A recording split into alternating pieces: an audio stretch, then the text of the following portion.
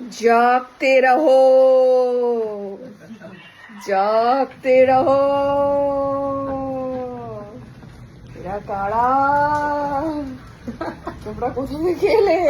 কোথা থেকে যে চলে এলে ঝড়ের রাতে।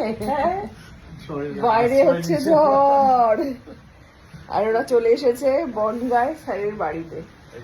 এত সুন্দর ওয়েদার, বাইরে হচ্ছে প্রচুর ঝড় বৃষ্টি হচ্ছে, সেই কারণে চলে গেছে কারেন্ট। আর গ্রামাঞ্চলে কারেন্ট চলে যাওয়ার পরে মজাটাই আলাদা। কেমন লাগলো তোমাদের বলো? বনগা স্যারের বাড়ি, এই ভেজা মাটির গন্ধ আর এত সুন্দর ফ্রেশ হাওয়া, ফুল অফ অক্সিজেন পাওয়া যায় না তো শহরে, এটাই বড় অভাব। একদমই তাই। আমাদের আজকে ছিল মেডোগার্ডের ফ্র্যাঞ্চাইজি ওপেনিং, সেখান থেকে ডিরেক্ট ওরা চলে এসেছে। জয়, তোমার কেমন লাগছে? সঙ্গে ম্যাডামের সঙ্গে গল্প আড্ডা কেমন লাগছে খুব বলো? ভালো লাগছে। তোমার? একদম খুব ভালো। তো বিষয়টা হচ্ছে এখন জানা নেই যে কারেন্ট কখন আসবে, কারণ যেটা হয় অনির্দিষ্টকালের জন্য। হ্যাঁ, মানে কাল সকালেই একদম ভরসা পাওয়া যাচ্ছে।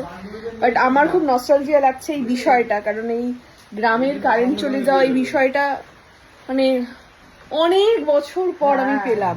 আর এরকম একটা এই হ্যাচাক লাইট বলে তো, একটা হ্যাচাক লাইট নিয়ে ঘোরা। আমি একটু পাড়ায় বলে আসবো, জাগতে রহো, জাগতে রহো।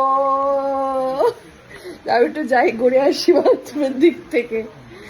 তো ভীষণই ভালো লাগছে, মানে কারেন্ট চলে গেলেও কিন্তু বিষয়টা খুবই ভালো।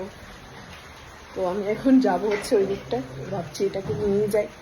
ওদিকে হচ্ছে মা রান্না করছে। ও বাই দ্য ওয়ে, কচু শাক আর হচ্ছে সজনে ডাঁটা সব দিয়ে গেছে। কালকে যে কাকিমারা এসেছিল দেখা করতে, তারা পাতা কেটে রেখেছি। কেটে রেখেছো আবার? বাহ, কচুর পাতা। ও তুমি কেটে রেখেছো কচু পাতাটা? হ্যাঁ। আর কচু শাকটা ওরা দিয়ে গেছে? সজনেটা দিয়ে গেছে তন্দ্রা। ও, আর এদিকে মা রান্না করছে তো ডাল, সবাই যেহেতু খাবে। ডাল, আলু মাখা, উফ, ডিম, অমলেট, একদম। আর ওইদিকে এগুলো দেখো। হ্যাঁ, এই যে সব ভাত, এটা উঁচু করে দেখাই। ও আচ্ছা, মাটন তো দিয়ে দিয়েছে, আবার প্রচুর রান্না বান্না আছে, সব মামি দিয়ে দিয়েছে। আর সব ভাত সব রান্না হচ্ছে। দারুণ একটা, মানে কারেন্ট চলে গেলেও একটা আমেজটা অসাধারণ। একটা চিংড়ি ফিংড়ি সব আছে। এই যে এই যে, তো তোমাদের বলো, গ্রামে কারেন্ট চলে গেলে কি ফিল? ও বাবা, বাবা আমার হাওয়া করে আলু শোকাচ্ছে, আলু সেদ্ধ শোকাচ্ছে মা খাবে বলে। মজার ব্যাপার।